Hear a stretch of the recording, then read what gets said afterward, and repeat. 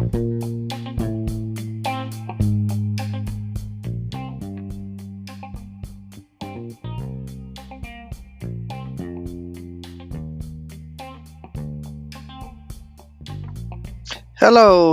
and welcome to EMAN, Effectively Making a Noise. I am your host, Cheryl Secrest, and today's Bible story is David spares Saul at Engedi. David spares Saul at Engedi, and it's coming from 1 Samuel chapter 24, verses 1 through 22. So David was separated from his friend Jonathan and forced to flee from the presence of King Saul. There followed a long and difficult period of trial and trouble in the life of David. He was pursued from one hiding place to another by Saul and his soldiers, and hunted like one hunts a partridge in the mountains. David fled from Saul to Nob, and from there to Achish. He departed from Achish and escaped to the cave of Adullam, and from there he went to Mizpah and to Keilah. He took refuge in the wilderness of Ziph, and later in the wilderness of Maon.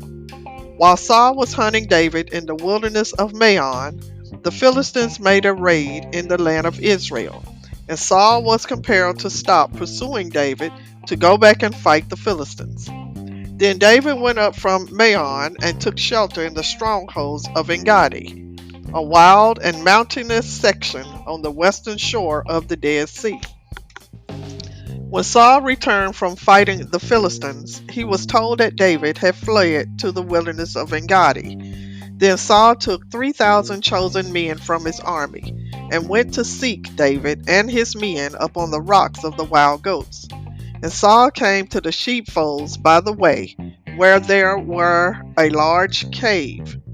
Being weary with his journey, he entered into the cave to rest a while. In the shade and coolness of the cave, he soon fell asleep. Saul did not know that David and his men were hiding in the inmost corners of that very cave. David's rough men wanted to pounce on the sleeping king and put him to death.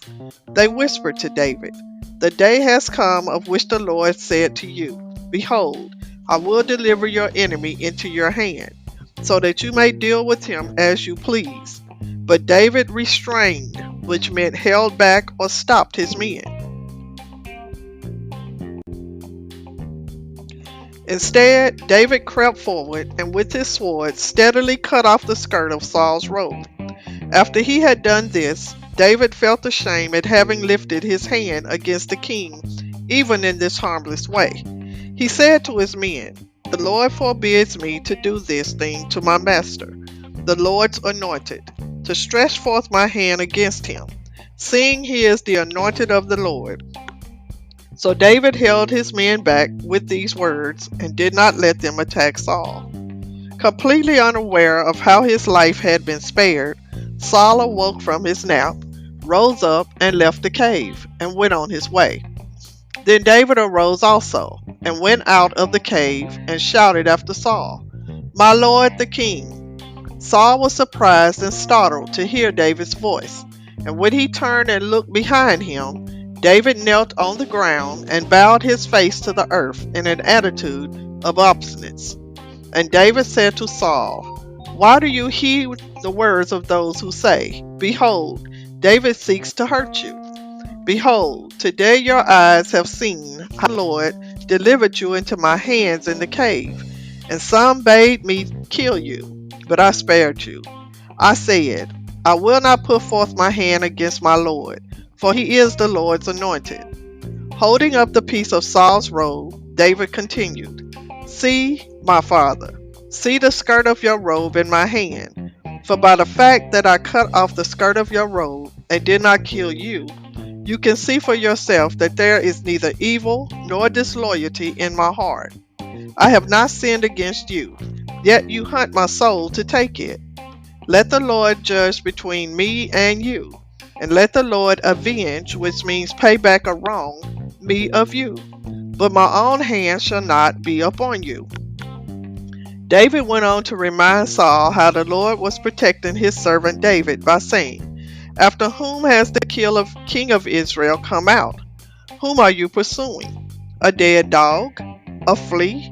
Let the Lord therefore be judge, and judge between you and me, and see, and plead my cause, and deliver me from your hand. Thus David spoke of the folly and futility, which means foolishness and hopelessness, of Saul's efforts to do him harm when the Lord was watching over him. When David had finished speaking these words to Saul, the king replied, "It is your voice, my son David." And Saul wept aloudly. Then he said to David, "You are more righteous than I, for you have rewarded me with good, whereas I have rewarded you with evil.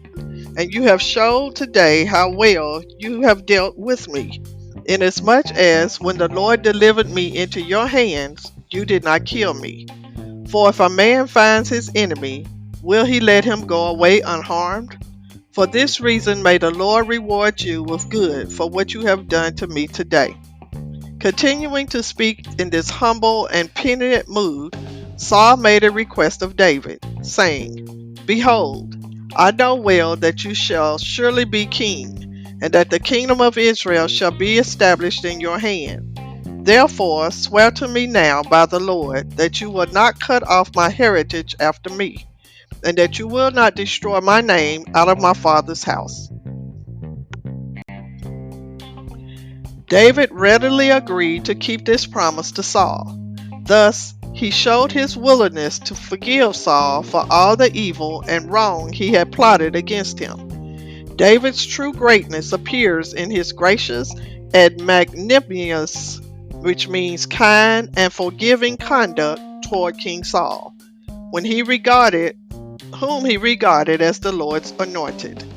After this interview, Saul left and returned to his home, but David took his men and went up to the safety of his mountain stronghold. That is our story for today. May God be with you all. Have a blessed day, have a blessed week, and peace out.